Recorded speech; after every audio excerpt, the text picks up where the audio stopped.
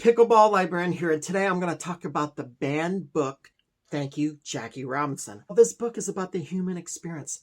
It's about what happened during a certain time and place.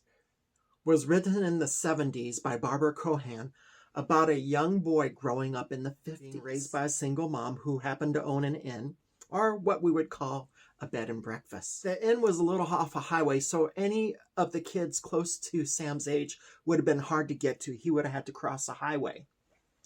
But luckily, one of the workers at the inn was a 60-year-old black man named Davey. Happened to both like baseball, and their favorite team happened to be the Brooklyn Dodgers. On top of that, their favorite baseball player was Jackie Robinson. And the two really bonded. Sam has never been to a Major League Baseball game. After all, Sam didn't have a dad, and, well, he had a busy single mom who had to run a business. So Davey took it upon himself to ask Sam's mom if he could take Davey. And the mom was delighted. It was such a great match for this friendship. Eventually, Davey decided to go see baseball games in other cities while he still could. Davey was a 60-year-old man and wasn't in the best of health. When they went to Pittsburgh, they had to travel. So Davey had his daughter and son-in-law go with them.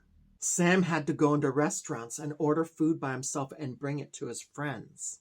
Then when Davey had a heart attack, Sam wanted to see him, but had to sneak into the hospital room. Since this book was written in the first-person perspective of a 10-year-old who eventually became a 12-year-old boy, judgments weren't made, just pure observations of what a young 10 to 12-year-old boy saw in the early 50s.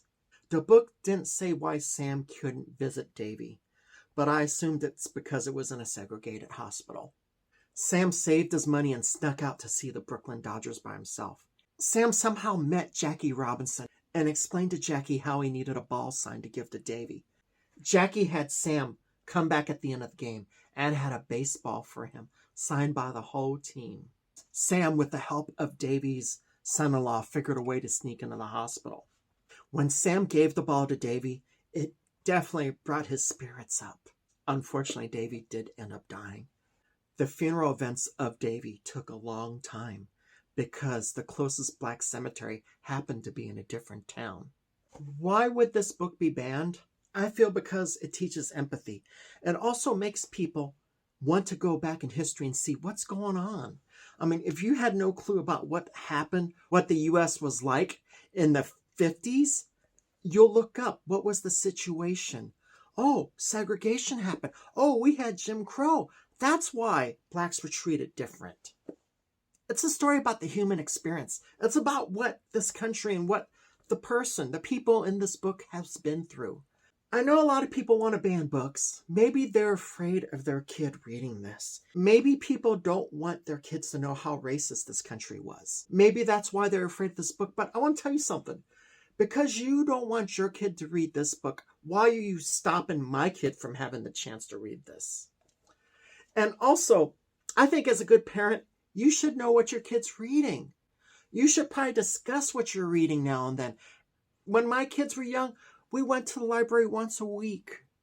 We grabbed books and we checked them out. We had such a great relationship that I knew what they were reading. Thank you, Jackie Robinson. Is Pickleball Librarian approved?